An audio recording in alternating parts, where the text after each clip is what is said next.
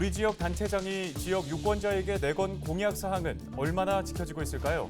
은평구의 민선 7기 3년을 살펴봤습니다.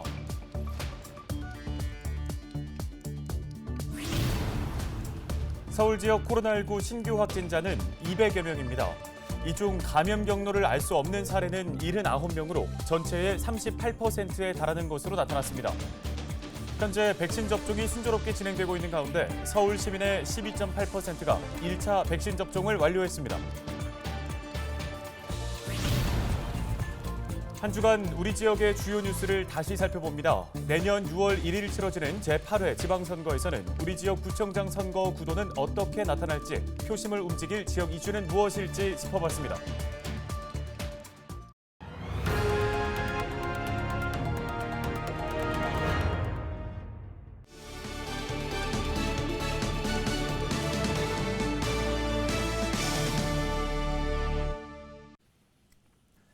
시청자 여러분 안녕하십니까? 헬로티비 뉴스입니다. 구청장 등 우리 지역의 일꾼을 뽑는 지방선거가 1년도 채 남지 않았습니다. 3년 전에 뽑은 우리 지역 단체장의 공약 얼마나 지켜지고 있을까요? 김미경 은평구청장의 공약 이행 현황을 살펴봤습니다. 손성희 기자입니다. 김미경 은평구청장은 2018년 지방선거에서 60%가 넘는 표를 얻고 당선됐습니다. 김 구청장은 5대 분야, 11개 핵심 과제, 29개 실천 사업을 공약으로 내걸었습니다. 대부분 사업이 정상 추진 중이며 주민청원제 등 6개 사업은 이행률이 100%인 것으로 나타났습니다. 올해 1분기까지 공약 이행률은 78%, 한국 매니페스토 실천본부의 공약 이행평가에선 최우수 등급을 받았습니다. 코로나19로 인해서 1, 2, 3, 4차 추경이 벌어지면서 재정적 압박이 좀 있었겠고요. 또 지역 주민 소통들을 할 수 없는 그런 여러 가지 여건이 있었는데요. 이런 것들을 위기로만 생각하지 않고 전자민주주의를 좀 확대 적용하는 이런 것들도 은평구는 좀 돋보였다고 봅니다. 눈에 띄는 건 불광천 방송 문화의 거리 조성 사업. 내년까지 50억 원이 투입되는 사업으로 오는 10월엔 불광천 방송 미디어 종합센터가 문을 엽니다. 불광천을 새로운 사업, 일자리, 문화예술 체험을 결합한 방송문화 복합 체험 공간으로 만들겠다는 공약으로 이행률은 60%입니다. 일부 주민들의 반발로 사업 추진에 난항을 겪은 광역자원순환센터 건립 사업도 지난달 공사를 시작해 정상 추진 중입니다. 신분당선 서북부 연장 사업은 3년 넘게 예비 타당성 조사 단계에 머물러 있어 이행률이 30%에 불과하지만 국가철도망 구축 계획에 포함되면서 사업 추진에 힘이 실렸습니다. 하지만 추진 과정에 제동이 걸린 사업도 있습니다. 김 구청장이 대표 공약으로 꼽은 은평복지재단 설립. 은평구는 2018년부터 재단 설립에 행정력을 쏟았지만 구의회의 반대로 임기 내 사업 추진이 불투명한 상황입니다. 은평구는 복지재단 설립을 포함해 5개 공약 사업에 대한 공약 실천 변경 계획을 수립 중이며 주민 배심원제를 통해 다음 달 변경 여부 등 세부 내용을 공개할 계획이라고 밝혔습니다. 은평구민 무작위로 주민 배심원을 뽑아서 공약이 잘 이행이 되고 있는지 이렇게 주민분들한테 설명하고 이제 공약에 대해서 이제 평가받고 그다음에 혹시나 변경될 공약이 있으면 그 변경된 공약에 대해서 변경 여부를 승인받는 그런 제도예요. 민선 7기 은평구 공약 사항과 이행 현황, 평가 결과 등은 은평구청 홈페이지에서 확인할 수 있습니다.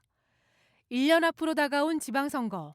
지난 3년간 우리 지역이 어떻게 달라졌는지 유권자로서 꼼꼼하게 살펴볼 필요가 있습니다. 헬로티비 뉴스 손성혜입니다. 3일 하루 동안 서울에서 206명의 신규 코로나19 확진자가 발생했습니다. 서울시는 4일 0시 기준 206명의 일일 확진자가 추가돼 누적 확진자 수가 44,743명이라고 밝혔습니다. 감염 경로를 알 수 없는 사례는 79명으로 전체의 38%를 차지합니다. 집단 감염 확산도 계속되고 있는데요. 송파구 가락시장 관련 집단 감염은 신규 확진자 9명이 더해져 서울 누적 82명으로 늘었고 동작구 음식점 5명, 수도권 지인 모임에서 3명의 관련 확진자가 추가로 발생했습니다. 백신 접종률도 살펴보겠습니다. 전체 서울 시민 중 1차 123만 2,478명, 2차 35만 5,399명이 코로나19 백신을 맞았습니다.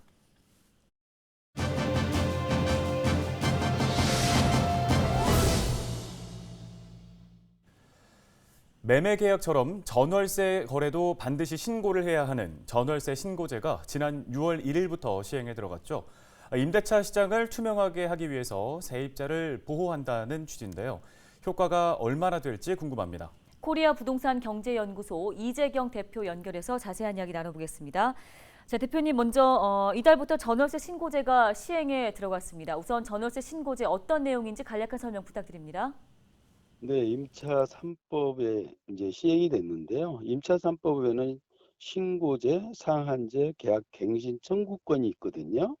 그래서 임차 계약 시 거래를 이제 신고하는 것을 의무화했고, 또한 임대차 재계약 시에는 임대료를 5% 이상 못 올린다라고 제한이 되어 있고, 또한 청구권을 갖는데 세입자가 2년을 살고 또한 2년을 더 살 권리가 있다라고 볼 수가 있습니다. 또한 보면은 보증금이 6천만 원을 초과한다든가 월세가 30만 원을 초과 시에는 주거용에는 신고를 지금 해야 됩니다. 또한 임대인이나 임차인이나 한 명 중 신고를 해야 되고 둘 다 신고를 안 했을 때는 최대 100만 원까지 과태료도 부과될 수 있습니다. 네, 정부는 이 전월세 신고제 시행으로 임차인의 권익 보호가 강화되고 또 거래의 편의가 높아질 거라고 예측하고 있는데 전월세 물량이 줄어들면서 시장이 오히려 불안해질 수도 있다. 또 임대 가격이 오르는 것 아니냐 이런 시각도 있습니다. 어떻게 보십니까? 네, 전월세 신고제로 임대 소득이 좀 투명해지고 있죠. 또한 세금이 늘어나면 늘어난 만큼의 세금을 임차인에게 전가시키는 경우도 생길 수 있습니다. 그래서 우리는 전세 제도가 우리나라만 존재하고 있는 이유가 있는데 우리가 보면은 아무래도 선진국보다 금리가 높았었고 또한 집값이 오르기 때문에 갭 투자로 많이 사용을 했었어요. 전세 제도가. 그런데 지금 새로운 제도가 이렇게 생기면 약간의 부작용은 생길 수 있으나 장기적으로 봤을 때 전세를 세입자들은 좀 더 좋은 제도가 아닌가 그렇게 해서 생각이 됩니다. 네, 6월 1일을 기준으로 양도세 중과도 적용됐는데요. 전반적으로 세금이 오른 상황에서 수급 균형과 부동산 가격 안정화 어떻게 예측하십니까? 네, 요즘에 보면 사회 전반에 보면은 참 부동산 세금이 핫 이슈라고 볼 수가 있어요. 참 부동산 세금을 보면은 세금이 참 많지요. 취득세, 재산세, 종합부동산세, 또한 양도세. 그런데 이제 양도세를 보면은 3주택 이상이면은 75% 이상의 세금을 내야 되거든요. 그래서 부동산을 이렇게 사고 파는 것은 거주의 목적도 있지만 다주택자들에게는 시세 차익이 더 크거든요. 그런데 지금 가격은 떨어지고 있지 않지만 부동산 가격이 거래는 많이 줄어들고 있어요. 지금 보면 임대사업자가 폐지됐고 다주택자가 지금 280만 원을 가지고 있고 임대소득자가 지금 160만 원을 가지고 있는데 제가 봤을 때는 이러한 주택들이 풀리고 또한 3기 신도시가 본격적으로 시작이 된다면 올까지는 그런 대로 가지만 내년부터서는 부동산 시장이 좀 하향 곡선을 그리지 않을까 그렇게 생각이 됩니다. 네, 잘 들었습니다. 지금까지 이재경 코리아 부동산 경제연구소 대표였습니다. 고맙습니다.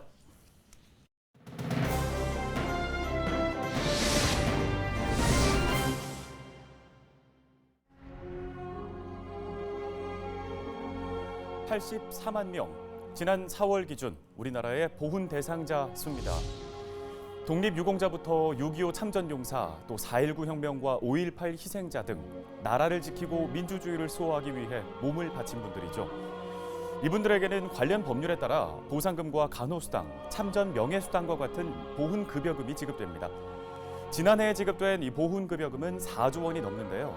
실제로 이 보훈급여를 받은 분들의 수를 감안하면 1인당 689만 원, 한 달로 계산하면 57만 원 정도가 지급됐습니다. 이 돈으로 생계를 유지한다는 건 현실적으로 힘들겠죠. 지난 2018년 국가보훈 대상자들을 상대로 의견을 물었습니다. 44%가 소득 보장이 필요하다고 답했습니다. 물론 연령대 등의 차이는 있겠습니다. 보훈 대상자들의 연간 가구 소득은 전체 평균 가구 소득의 76% 정도밖에 되지 않는 상황입니다. 지난 2019년 3.1운동과 대한민국 임시정부 수립 100주년을 기념해서 국가 차원에서 국가유공자 문패를 제작해 배부하고 있습니다. 이런 명패를 받은 사람들은 인증샷과 함께 부모님 또는 조부모님에 대한 존경을 표하기도 하고 또 누리꾼들도 활발히 댓글을 달면서 고귀한 희생에 고마움을 전하곤 합니다. 국가유공자로서 당연히 자긍심을 느낄 거라고 생각하겠지만 모두가 그럴까요? 오히려 자긍심을 느끼지 않는다는 분들도 있었습니다. 그 이유로는 희생에 걸맞은 대우가 부족하기 때문이라는 응답이 많았습니다. 실제로 국가유공자 보상금과 기초생활보장급여 사이에서 고민을 하는 분들의 이야기도 있는가 하면 공식 기록을 찾지 못해서 유공자로 인정받지 못한 분들도 있습니다. 오는 6일 제66회 현충일 추념식이 열립니다. 주제는 이렇습니다. 대한민국의 이름으로 당신을 기억합니다. 정부와 지자체가 유공자 발굴에 힘을 쓰고 있는 것도 사실입니다. 하지만 명예뿐 아니라 이 고귀한 희생에 대한 고마움 그리고 자긍심을 가질 수 있는 실효성 있는 지원이 뒷받침돼야 하지 않을까요? 헬로티비 브리핑이었습니다.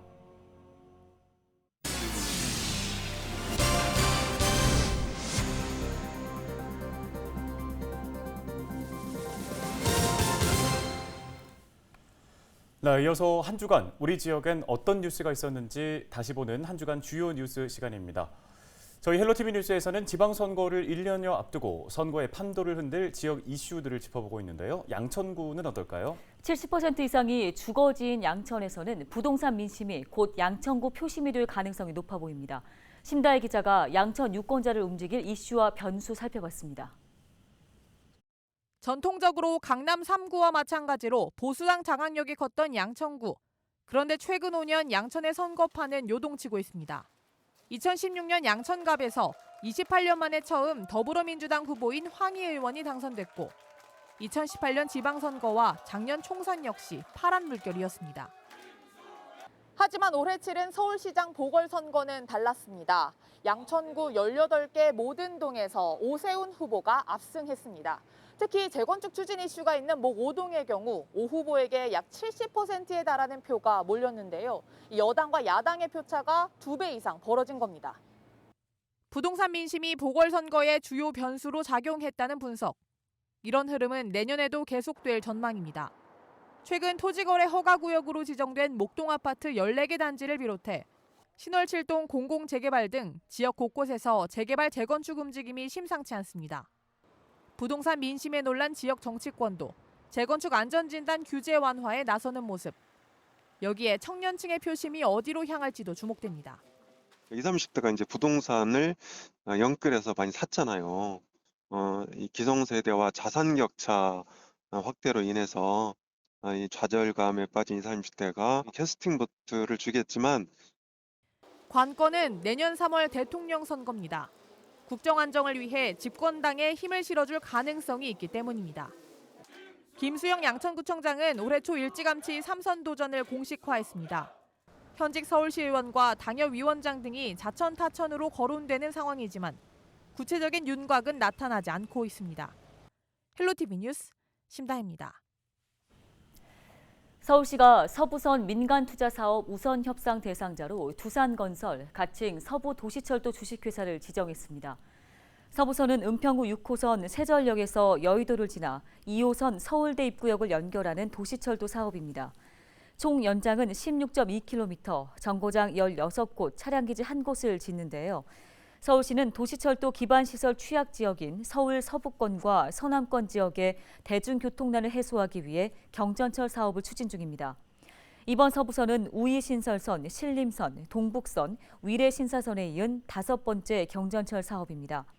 서울시는 2023년 착공을 목표로 우선협상 협약 체결 등 후속 절차를 빠르게 추진할 계획이며 서부선 경전철이 개통되면 도로교통 혼잡 완화를 통해 지역 발전에 크게 기여할 것으로 기대된다고 밝혔습니다.